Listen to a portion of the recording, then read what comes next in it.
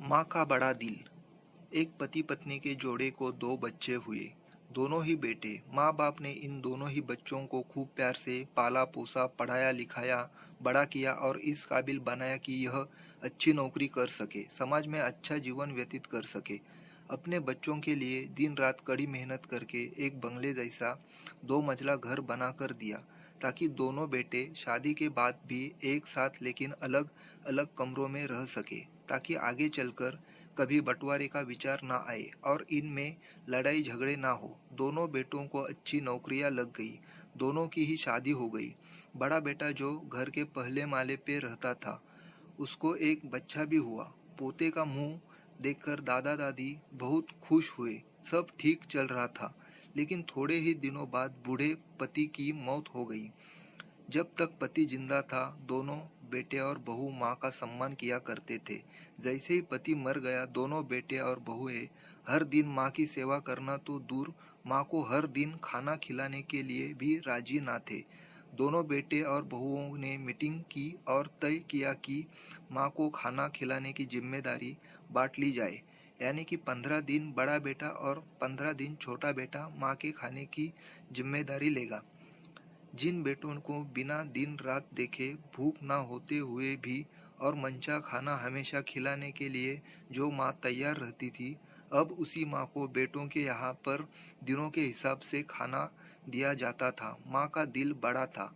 माँ को इस बात की खुशी थी कि वह जैसे भी हो अपने बेटों के साथ रह रही थी, और इसी खुशी के कारण बेटों के द्वारा दी गई रूखी सूखी भी उसे किसी पकवान से कम ना लगती।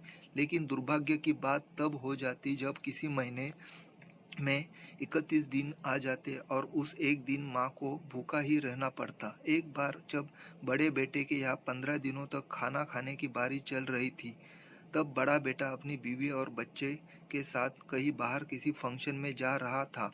बड़े बहू ने माँ से कहा, माँ जी आज खाना नहीं बनाया है, हम बाहर जा रहे हैं, वही खाएंगे, आप अपने लिए कुछ पका लेना और खा लेना। बूढ़ी माँ ने कहा, लेकिन बेटा मुझे तो गैस चलाना नहीं आता।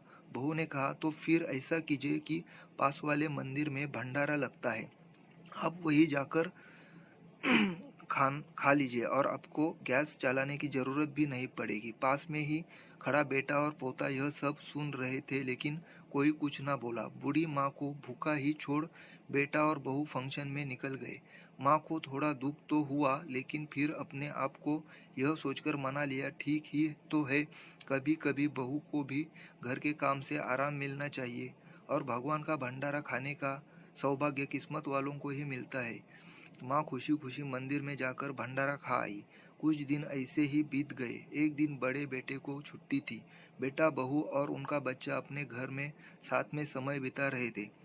माँ बाप छोटे बच्चे को पूछ रहे थे कि बड़ा बड़ा होकर क्या बनना चाहता है और क्या करना चाहता है।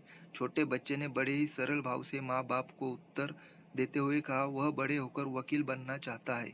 उसकी इच्छा इस घर से भी बड़ा घर लेने की है, लेकिन वह घर मंदिर के पास होना चाहिए। माँ बाप ने पूछा, घर के पास मंदिर क्यों होना चाहिए?